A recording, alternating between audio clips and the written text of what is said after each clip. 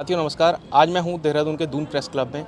साथियों काफ़ी टाइम बाद यहां आना हुआ और आना भी यूं हुआ कि आपने देखा होगा ऋषिकेश के अंदर कितना बड़ा प्रकरण हुआ।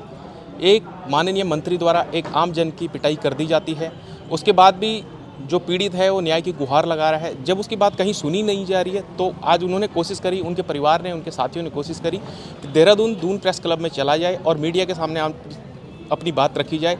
मीडिया यूं भी लोकतंत्र का चौथा स्तंभ माना जाता है। यहाँ से हम एक उम्मीद करते हैं कि हमारी आवाज़ मुख्यमंत्री धामी तक, प्रधानमंत्री मोदी तक पहुँचेगी। इसलिए यहाँ पे इनके सारे जन आए हुए हैं। आज देखिए इन्होंने प्रेस कॉन्फ्रेंस करी है और ये प्रेस कॉन्फ्रेंस में मैं आपको डायरेक्ट लेके चलता हूँ। ये जो प्रकरण है, ये प्रकरण पिछले जो विगत 2 मई है, 2 मई का एक प्रकरण है। ऋषिकेश में एक जगह है जिसको कोयल घाटी कहते हैं, उसके पास में ही एक अस्पताल है, भारद्वाज अस्पताल। उसके सामने एक घटना हुई है जिसमें जो इस प्रदेश के शहरी विकास मंत्री तथा वित्त मंत्री हैं और ऋषिकेश क्षेत्र के विधायक हैं प्रेमचंद्र अग्रवाल जी, उनके द्वारा अपने गनर, 2 गनर उसमें हैं, एक का नाम गौरव राणा है, दूसरे का नाम दीपक नेगी है, तथा अपने पीआरओ कौशल बिजलवाण तथा 2 अन्य लोग जिनमें एक का नाम जितेंद्र बर्तवाल है और एक व्यक्ति जो जिसके बारे में हमें अपुष्ट तरीके से खबर मिली है कि वो हल्द्वानी का रहने वाला है और पेशे से होटेलियर है।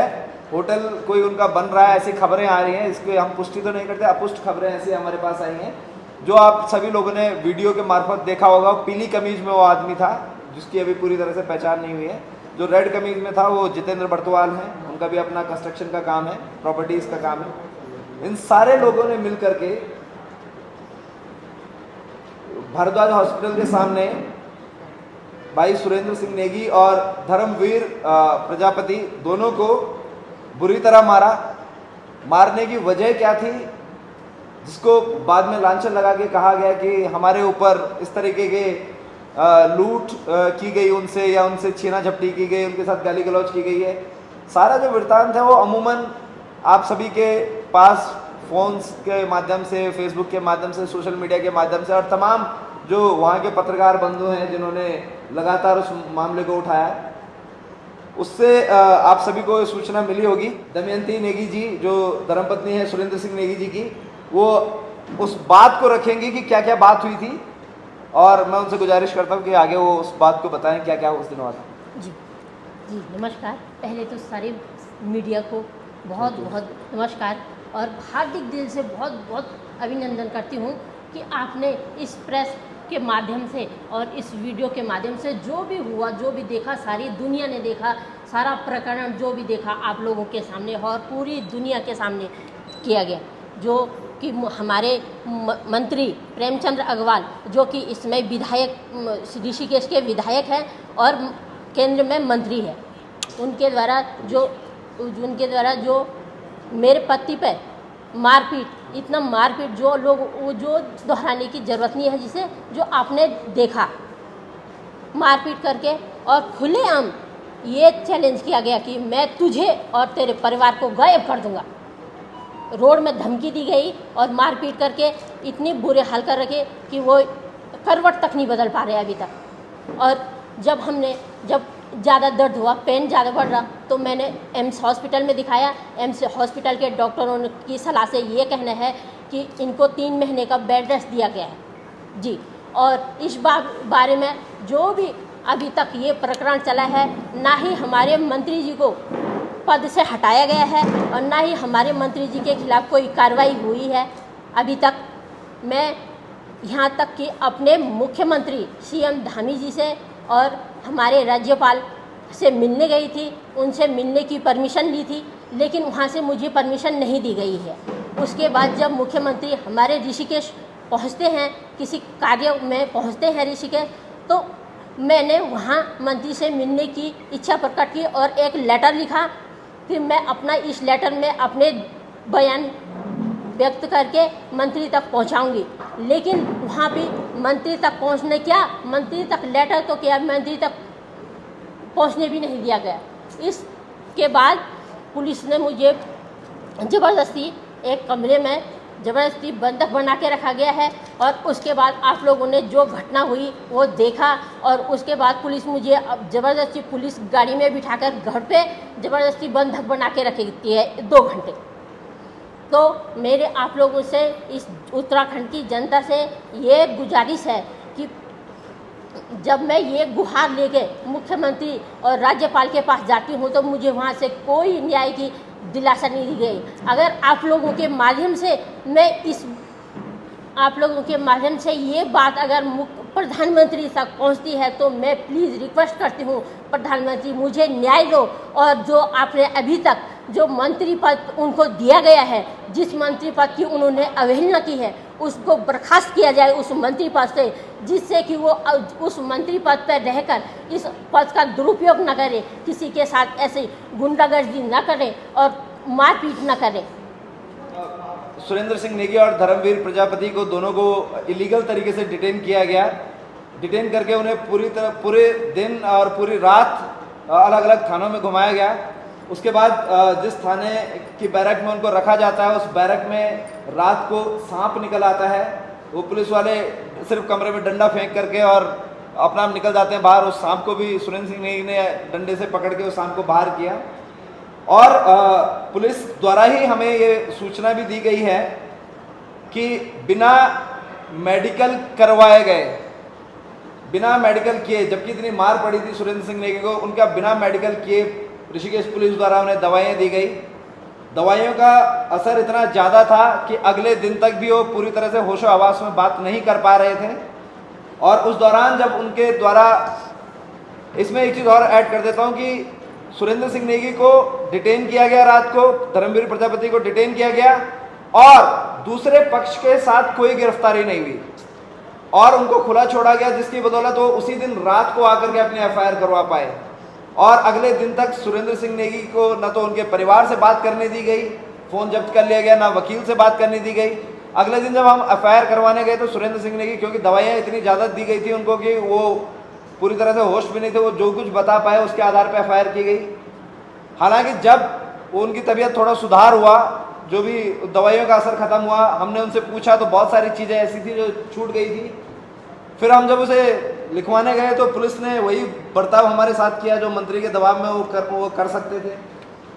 जब वो बर्ताव हमारे साथ हुआ तो फिर जनता का दबाव पड़ा, तो वो सारी चीज़ें फिर दोबारा एफआईआर में समायोजित की गई। तो पुलिस जिस तरह से इस जांच को लेकर के जा रही है और उस जांच के ऊपर पूरी तरह से मंत्री प्रेमचंद अग्रवाल का दबाव है, इस तरह से न्याय मिलना हमारे लिए बहुत मुश्किल है। ये लोग अभी पिछले 3-4 दिन पहले जब कार्यक्रम था ऋषिकेश में माननीय मुख्यमंत्री और राज्यपाल महोदय का, उससे पहले हमारे साथी राज्यपाल महोदय मुख्यमंत्री महोदय से मिलने देहरादून आए। उन्हें उनकी पहली चीज़ उनसे पूछा जाता है कि आपका काम क्या है। जब जैसे वो काम सुनते हैं उसके बाद बता दिया जाता है कि वो तो यहाँ है ही नहीं, और सिर्फ घुमाया जाता है। लगभग 1 हफ्ते से ज़्यादा का समय हो गया, हमें उस पे कोई जब नहीं मिला हमें जवाब कि आप कब मीटिंग के लिए आ सकते हैं। तो जब वो दोनों लोग ऋषिकेश पहुँचते हैं तो श्रीमती नेगी वहाँ जाती हैं उनसे मिलने कि मैं अपने प्रदेश के मुख्यमंत्री, अपने गार्जियन से मिल लूँ और अपनी व्यथा रखूँ वहाँ पर। पुलिस के द्वारा वहाँ पर भी इन्हें इलीगल डिटेन किया जाता है। वहाँ पे आपने देखा होगा पुलिस ने, जो वहाँ पे एसएचओ हैं, उन्होंने वहाँ पे भी जब ये मीडिया, जहाँ पे मीडिया उनकी प्रेस कॉन्फ्रेंस होनी थी, उन मीडिया को संबोधित करना था, वहाँ माइक्स लगे हुए थे। नेगी जी वहाँ पहुँचती हैं तो वहाँ पर जो कोतवाल ऋषिकेश है, उन्होंने मैन हैंडलिंग करते हुए, जबकि वहाँ पे महिला पुलिस थी, महिला पुलिस के बजाय जो वहाँ पे एसएचओ है उन्होंने ही मैन हैंडलिंग करते हुए इनको वहाँ से हटाया और उसके बाद इन्हें पुलिस की गाड़ी में डालकर गिरफ्तार करके इनको इधर उधर पहले घुमाया, फिर घर ले जा करके इनके घर में ही इनको बंधक बना दिया 2-2.5 घंटे तक, जब तक वहाँ से माननीय मुख्यमंत्री जी और राज्यपाल जी का हेलीकॉप्टर वहाँ से उड़ नहीं गया, तब तक इन्हें बंधक बना के रखा गया। तो ये परिस्थितियाँ हैं और इस परिस्थितियों में अगर हम लोग उम्मीद करेंगे हमें न्याय मिलेगा तो ये बहुत दूर की कौड़ी है। तो हम आज इस मंच से आह्वान कर रहे हैं, पूरे उत्तराखंड को आह्वान कर रहे हैं कि 25 तारीख, आगामी 25 तारीख जो है बृहस्पतिवार को 4:30 बजे ऋषिकेश में गुमानीवाला स्थित शहीद अमित स्मारक पे हम लोग सारा उत्तराखंड एकजुट हो रहा है। हम इस मंच के माध्यम से, इस प्रेस कॉन्फ्रेंस के माध्यम से आप सभी का आह्वान करते हैं कि अधिक से अधिक संख्या में वहां पहुंचें और ये मांग को बुलंद करें, मांग को सशक्त बनाएं कि हमें किसी भी तरह से इस तरह का राजनेता बर्दाश्त नहीं है, इस तरह का मंत्री बर्दाश्त नहीं है और इनकी बर्खास्तगी की हम लोग वहां पे मांग करेंगे। जो है न्याय के लिए जो लड़ने वाली जो भी हम लड़ सकते थे हम ऋषिकेश में लड़ रहे थे। बात अब ये हो गई है कि ऋषिकेश में अगर हम लोग लड़ेंगे तो हमें न्याय नहीं मिलेगा। जिस हिसाब से मंत्री पद का प्रभाव वहां पे दिख रहा है, पुलिस पूरी तरह से, ऋषिकेश पुलिस जो है वो आज की डेट में प्रेम पुलिस बन गई है, प्रेम कोतवाली हो गया, ऋषिकेश कोतवाली नहीं रह गया है। अब जिस तरह से उसके ऊपर प्रभाव डाला जा रहा है, उस प्रभाव को हम लोग जब तक पूरा उत्तराखंड एकजुट नहीं होगा इस चीज़ के विरोध में, तब तक हम लोग इस लड़ाई को आगे नहीं ले जा सकते हैं। तो इसलिए हम लोग पूरी तरह से गैर राजनीतिक लोग हैं। आज भी आपको दिख रहा है कि लाइक जो हम लोग ऋषिकेश आए हैं पूरी तरह से गैर राजनीतिक लोग यहाँ पे हैं। ये गैर राजनीतिक लोगों की लड़ाई है, पीड़ित लोगों की लड़ाई है। हम लोग अपने न्याय की मांग कर रहे हैं, हमें राजनीति से मतलब नहीं है। लेकिन अगर हमारे खिलाफ राजनीति है तो हम जननीति के साथ उसके खिलाफ लड़ने को तैयार है और हम जननीति की मांग लेकर के यहाँ पर आए हैं। आप एक मंत्री जी के खिलाफ बहुत बड़ी लड़ाई लड़ रहे हैं, तो आपको नहीं लगता कि सुरक्षा की दृष्टि से आपको कोई सुरक्षा प्रोवाइड की गई हो? देखिएगा, ऋषिकेश पुलिस बहुत बड़ा एक मजाक कर रही है। आप जब भी हमने पूछा कि आपने इलीगल तरीके से क्यों सुरेंद्र नेगी को डिटेन किया, तो उन्होंने कहा कि ये लॉ एंड ऑर्डर का मामला था, सुरक्षा की दृष्टि से किया गया है। हम मांग करते रह गए कि आप उनके परिवार को घर में दिक्कत है, उनका परिवार जो है सुरक्षित महसूस कर रहा है, सुरक्षा का भाव नहीं है उनके अंदर। हम सारे मित्रगण रात को 12-1 बजे तक मैं वहाँ पे रहता था, उसके बाद रयाल जी ने और चंद्रभूषण भाई ने, हम अलग, जितिन जी ने, अलग अलग लोगों ने रात भर इनके घर में रह करके सुरक्षाएं दी हैं और पुलिस का कोई भी जवान वहाँ पे नहीं आता है। आपको क्यों प्रेस वार्ता करनी पड़ रही है जबकि सब कुछ उन्हें पता है, वो मौके पे थे, उनके साथ सब कुछ हुआ है, क्यों नहीं आ पा रहे, क्या कारण? जी, एक तो उनकी स्वास्थ्य में बहुत गिरावट आ रही है। जैसे मैंने आपको पहले भी बता दिया है कि हम इस जगह में जब हमने घर पे आके उनका ट्रीटमेंट करवाया तो वहाँ पे डॉक्टर लोगों ने दवा दी, लगाने की दवाई दी, तो हमने सोचा कि इससे ठीक हो जाएगा। लेकिन जैसे जैसे दिन बीतते हैं वैसे वैसे वो रात में करवट नहीं ले पा रहे हैं, बेल्ट के सहारे बिठाया जाता है और खड़ा कर जाता है। तो इस चक्कर से मैंने उनको एम्स में दिखाया है। एम्स के डॉक्टरों ने सलाह दी है कि 3 महीने तक इनको बेड रेस्ट दिया जाएगा। इस वजह से मैं उनको यहाँ पे नहीं लेके आ पाई हूँ। और आप ही बताओ कि मैं उनको ऐसी कंडीशन में कैसे रहूँगा। एक सवाल और है जी, सुरेंद्र सिंह नेगी आरएसएस से भी जुड़े हुए, हिंदू संगठन से भी जुड़े हुए हैं। हिंदू संगठनों को कितना आपको सहयोग मिला है इस प्रकरण में, जब वो हिंदू संगठन से भी जुड़ा हुआ है सुरेंद्र सिंह नेगी? जी, इसमें अगर हम बात करें, आरएसएस की बात करें तो आरएसएस के वो लगभग 10 साल पुराने कार्यकर्ता हैं और गौरक्षा को लेकर के एक बड़ा नाम है सुरेंद्र सिंह नेगी। जो गौरक्षा में अगर आप किसी से पूछेंगे कि गौवंश की रक्षा के लिए या उनके संवर्धन के लिए ऋषिकेश में जो लोग काम कर रहे हैं, और धर्मवीर प्रजापति से उनकी मित्रता होना भी हो, गौ रक्षा और गौ सेवा के ही चलते ये सारी चीज़ें हुई। लेकिन अभी बहुत अनफॉर्चुनेट होगा इस बात को कहना कि न तो आरएसएस की तरफ से, छुटपुट तरीके से आरएसएस के लोगों ने भी ये बात कही है कि जो हुआ है गलत हुआ है, लेकिन खुल करके जिसे कहते हैं कि पक्ष में खड़ा होना और सहयोग देना, वो न तो अभी राष्ट्रीय स्वयंसेवक संघ की तरफ से आया। और हालांकि इसको लिपापोथी महेंद्र भट्ट जी द्वारा जरूर की गई है कि भैया पीटने वाला भी हमारा है, पिटने वाला भी हमारा है, घर की बात है, बाकी लोग क्यों बात करें। जी, घर की बात तो है, लेकिन जो पिटा है वो न्याय का हकदार तो है ना। आपके घर के हो जाने से उसका न्याय से वंचित हो जाना लाजमी तो नहीं है, उसे न्याय तो मिलना चाहिए। बर्खास्त करो, बर्खास्त करो, बर्खास्त करो, को बर्खास्त करो, बर्खास्त करो, बर्खास्त